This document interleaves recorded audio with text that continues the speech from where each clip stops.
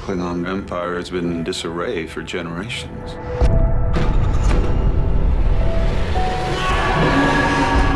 We've encountered them. We have been waiting for someone worthy of our attention. Captain, incoming! Hi there and welcome to a new show, and this is me, James, with my brother Ben, and we're from Entertainment Stop, the one-stop shop for all things entertainment. If you see me shoot off during the middle of this broadcast, it's because I need the toilet because I've got a dicky tongue. Just gonna throw that out there, Ben. So, Thanks. how are you? Tremendous. You're looking well, mate. I'm not gonna lie to you. I like the hat. It's bloody cold, I can tell you that.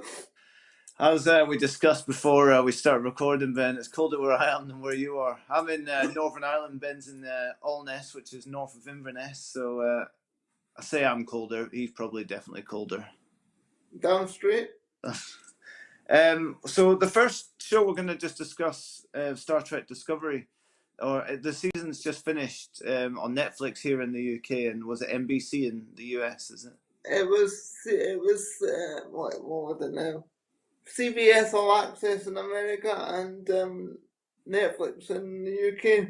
Oh, so you're all over it. Ben, you're more of a Trekkie than I would say I am.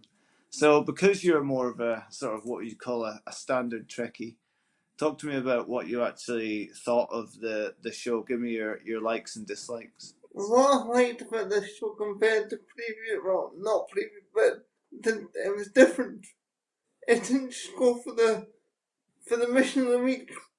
I'll tell you, that was something I enjoyed as well. You get far too much of these shows, whether it's detective dramas, Star Trek, and no mission of the week. This one seemed to have like a story from start to finish. Yeah, no, well, do you know what was good? Because you know my thoughts on filler episodes. I can't stand them. There might have been one or two, maybe with was it Harry Mudd? Yes, what I like to call Groundhog Day. Yeah, well, it was. I tell you what, it was like Groundhog Day, wasn't it?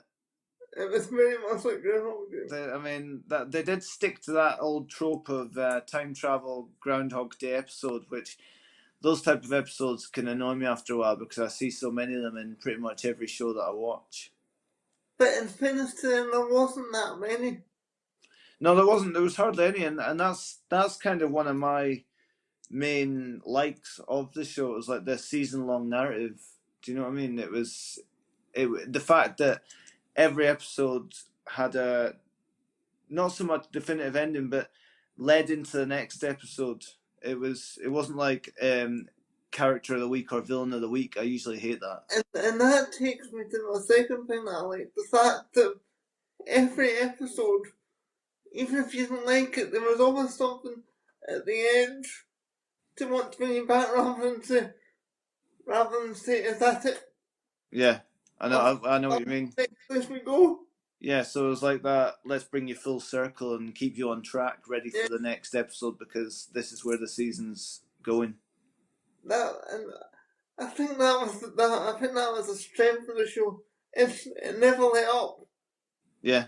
Even on the episodes where it had the goal to have some down periods, it was always trying to put you on to the next part. I thought the writing was pretty strong. What did you think of that? Because to me they had strong characters that evolved over time rather than that. I understand why in the old sort of Star Trek shows they had to have episodic sort of characters had to be quite formed straight away because they were all very episodic for syndication, but that doesn't need to be anymore, and I think the writers took full advantage of that.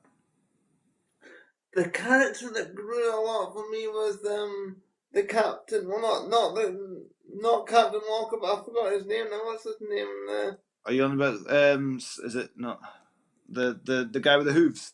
That's the one. Saru. That's the one. Yeah, Commander Saru. He was the one that came across as a more. They seemed to have a plan for him. Yeah. From start to finish in the season. I'll tell you who I agree with you. He did have a good. He had a little blip when he decided to go postal on that planet where he was just going to leave Starfleet and take everyone with him. I'll be honest, that episode went a little bit wrong when it started. Yeah, I thought they lost their way a bit there. Changes character around a bit, but I still don't. They didn't even really talk about it again. no. The fact that it was going to just, completely. It was mutiny almost, wasn't it? It was forgotten about. It was like, we made a mistake. Hey, we all make mistakes. I tell you, did you think? Is it Tilly? I thought she had the best arc because to me at the start I was thinking, oh my god, she's going to be really really irritating, but she really developed. I thought as the show went on. The thing was, she ended up doing everything on the ship. She might as well have been the captain, the blooming cleaner, and the cook. She was one step away from being Mr. Niels from Star Trek Voyager in the cooking. Oh yeah, well, that was one of my issues. That was one of my issues with her character.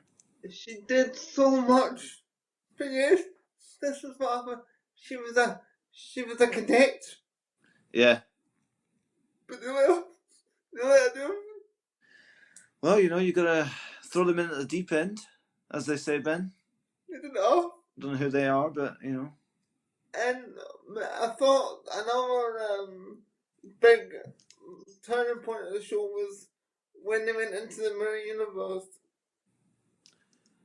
Yeah, I mean the Terran Empire were quite Yes. interesting to me and that did it was amazing. I kind of saw I told you before a couple of weeks ago that I saw the plot like twist coming with Lorca being a Terran. You did, But it didn't actually make it. Oh, I just broke my pen. It didn't make it any less interesting to me because I still enjoyed it. And I think that's testament to the writing and the characters. Well, yeah, I thought the second half of the Terran stuff was much stronger than the first.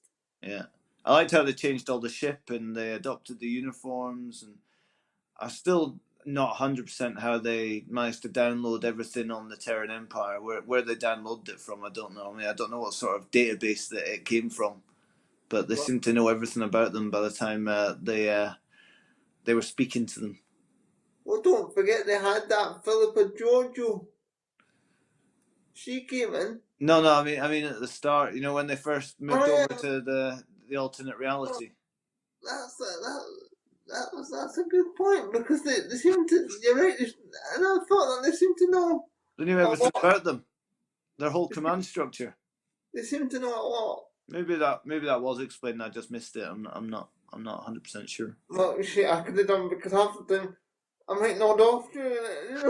You could not. I don't think you could nod off during Discovery. No, it was action. The point I'm making is that in Star Trek there's techno babble that you hear but you don't take it all the time. That's true. That is true. What did you have any dislikes of the show?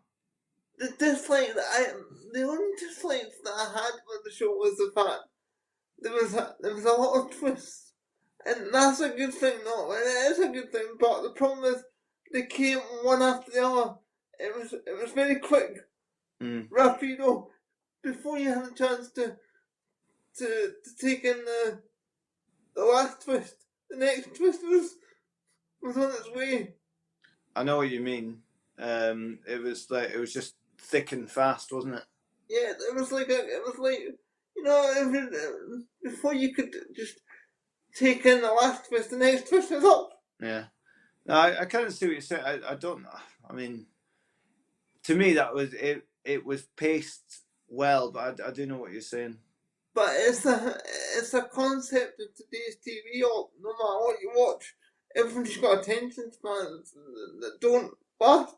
Yeah. So if you slow it down, then you're going to lose people. You're gonna lose people. So I'll tell you what my one of my dislikes. I've got two dislikes, but one of them I told you before that I felt the ending was rushed. Yes. No, the last season. So big spoiler alert for anyone that if you're watching this, then you've probably watched it anyway. But so they had this bomb they were going to drop down into this cavern in the middle of Kronos, and that was going to, they were going to basically blow up the whole of Kronos or set off a chain reaction for loads of dormant volcanoes that were all going to erupt and destroy Kronos. And then they all had a change of heart, even though Starfleet were going to just commit an absolute atrocity. So that goes against everything to do with Starfleet. But they're quite happy anyway to commit this massive atrocity and wipe out another civilization. But then they suddenly had a change of heart when Burnham, give them all the guilt trip basically, and they ended up just giving the bomb to that Klingon woman, that torturer, who then had the bomb and pretty much held the rest of the empire, the empire to hostage, the Klingon empire hostage, and they all just followed her, and suddenly we had peace, and we didn't even see any of that, and that was just all fast forwarded through. So we had this whole season where we were building towards this massive war, and then suddenly it was over in like the blink of an eye. That was my biggest issue. I mean, don't get me wrong, I enjoyed it, but I just felt they rushed it. No, and I agree with that. It was all over in a space of minutes. Yeah. They wrapped it up. It was done. All the tension was done in the space of minutes, and then we got onto one of my biggest bugbears, the sort of self-congratulatory speech that Burnham gave in front of Starfleet when everyone was just giving themselves a slap on the back. Do you know what I genuinely think that? Well, I think the writers put that in there so that all the Trekkies that don't like Star Trek Discovery that says this is not a Star Trek, I think they put it in there to make it more Star Trek. Made me cringe. I'm sure that's what it was. I genuinely cringed during it. I was like, oh, that's it just seemed so out of place. And then they're all stood there, all smug, even though all these admirals. Yeah. Even though about 20 minutes previous they were ready to commit this horrendous atrocity on another civilization. I'm with you on that, but I genuinely think that it was because they wanted to appease those people that were going, this isn't Star Trek. Yeah. So they thought, we'll put a speech in. Well, we all got home for tea and medals anyway. Let's put it that way. But look on the bright side, Tilly got promotion. I think everyone got promotion, didn't they? Oh no, Saru didn't. He didn't even get to keep his captaincy. No, he's been told to go to. He's been told to go to Vulcan. That's unbelievable. And pick up his new captain. There is one more thing that we forgot. What's that? Captain Walker. Oh yeah. Before people think that we completely just glossed over him. I had glossed over him. He wasn't my favourite character, I'll be honest. Did you not like him? I didn't. Knowing what I know now, I just don't think it was the mirror universe logo. I get that, but I think they rushed his arc completely. They could have told his story over a few seasons. Probably right, to be honest. They did kind of flow through it pretty quick. It was like the captain that was a bit weird, but nobody noticed. And then they just bumped him off. Then they put him in a hole. Well, they put him down a hole into the spores, so I'm sure we'll see him again somehow. But that again, finishing off here, I think that was one of the biggest strengths of stuff. The fact is that anybody can be bumped off at any time. Yeah, it was very Game of Thrones-esque in the fact that they're not unwilling to 86 some main characters. They don't seem to be averse to just bumping them off. Although it's probably going to have a habit of bringing them back. I reckon we'll see Lorca again. We definitely obviously seen Giorgio again. Well, I was going back to the pilot. I was very surprised that they bumped her off. Well, yeah, I know. But then that was obviously for a reason, wasn't it? That now when you look at the season as a whole, I was a bit surprised though, because I thought she was a really strong character and the actress is fantastic. I was just amazed, but then again, as you say, now you look at it as a whole, knew where they were going. We've been sat on our hands for the past blooming year, just waiting for a big moment. Big moment. You're coming back? Really? I thought you killed me. Not now. You're under contract. Yeah, get your blooming costume on. But one thing I would say to people that if you're gonna watch Star Trek Discovery, don't just look at it on an episode. Look at it as a whole. Yeah. Before you jump to season, look at it as a whole, because when you see where they're going, it's a much better show than if you just watch it episodically. I'm with you, Ben. I'm definitely with you on that one. Yeah. See what you're saying. I say what you're saying. Thank you. Well, I think we'll wrap that up. We'll just keep it. I think we've kind of gone long slightly, Yeah. but we'll wrap it up. Where can people find you, Ben? At Ironside1982 on Twitter. You seem to have to try and remember your At Ironside1982, that's it. Yeah. at Ironside 1982, and you can find me at James Allen Yo on Twitter. Yeah, so we'll just call it a day there. I'm off to the toilet, dicky tummy and all that. I'll speak to you straight after I finish recording this, Ben. Yeah, thank you. And I'll speak to everyone else soon. Take care.